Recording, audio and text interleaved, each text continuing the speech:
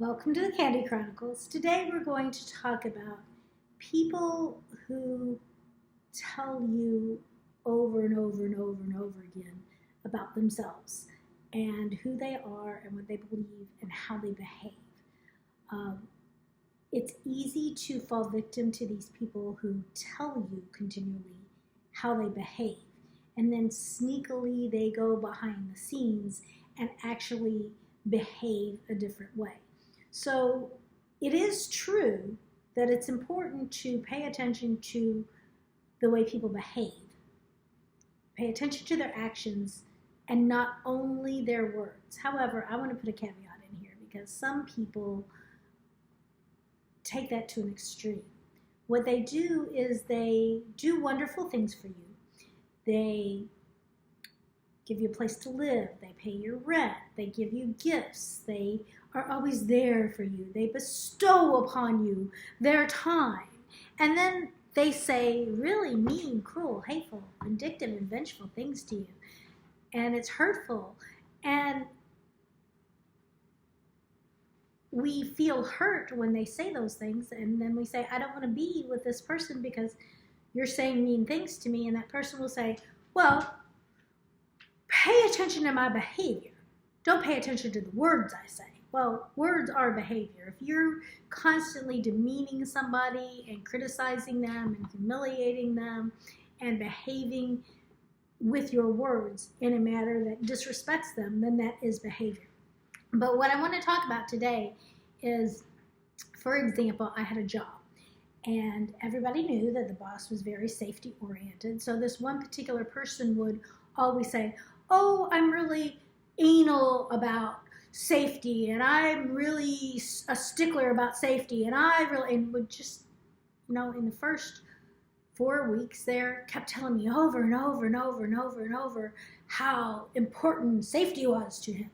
But when I'd watch him fulfill his duties, that wasn't the way he was behaving. That wasn't really the way he was running his programs. He was just saying that. And I just watched a walkaway video. And hopefully, if I can figure out how to do it, I will put it in the link below, where the guy, the walkaway video, I Googled it by finding walkaway. This is how desperate they are. And what he was saying was, Adolf Hitler talked about, it's not important that what you say is the truth. It's important that you say it enough times so that people believe it. Because truth isn't what's important. Power is what's important. And if you can get people to believe what you're saying, then you have the power. So I want us all to be very careful to make sure we're not putting ourselves in a place where we can become a victim by listening to the words that people say and also watching their actions and remembering that because people bestow things upon us that maybe we feel we can't get for ourselves, or we want that person to come and rescue us, that doesn't mean that they're entitled to say horrible things about us. But also, don't only believe the words people say to you. Look at their actions, and if their actions don't coincide with the words they say, you got to feel out the person. Some people, it might be just that one time. It might be an anomaly. But some people, when you say to them, hey, you said this, but the other day I saw you behaving that way. People say, oh, that's just an excuse. Sometimes there really are excuses, But what malignant manipulators will do is they will try to convince you that you didn't see what you saw. Oh, no, that's not what happened. You're wrong. That's not the way it is. I didn't mean it that way. You misunderstand me. I wasn't really loud. I was just flamboyant. This particular person about whom I'm speaking, he had a red-faced, screaming, cussing temper tantrum. a grown man. And he said to me, and he had convinced the owner and my boss that it was just, he happened to be gay.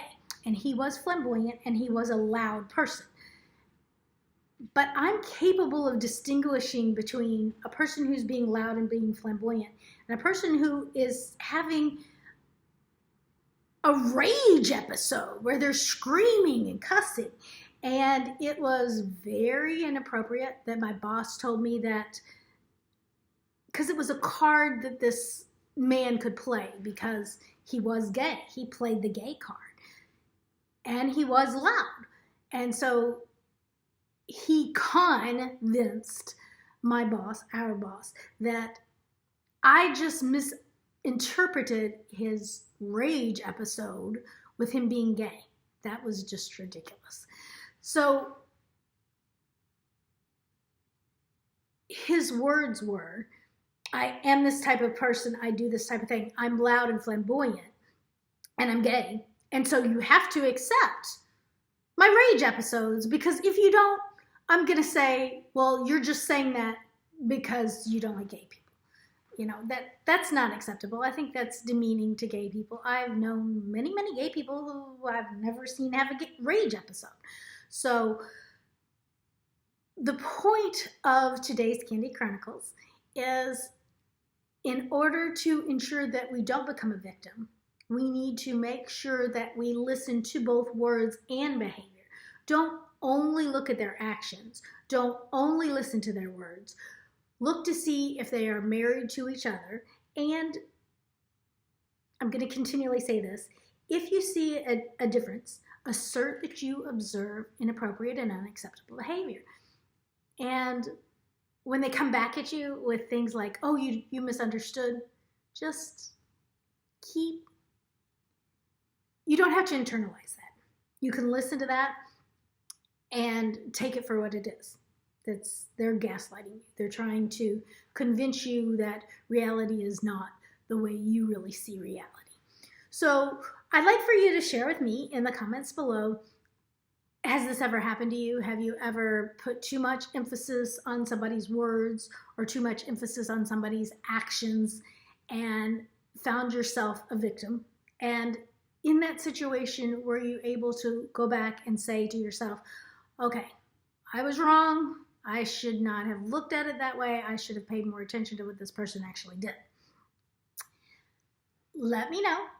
And I'd love to hear from you. I look forward to seeing you again in the Candy Crush.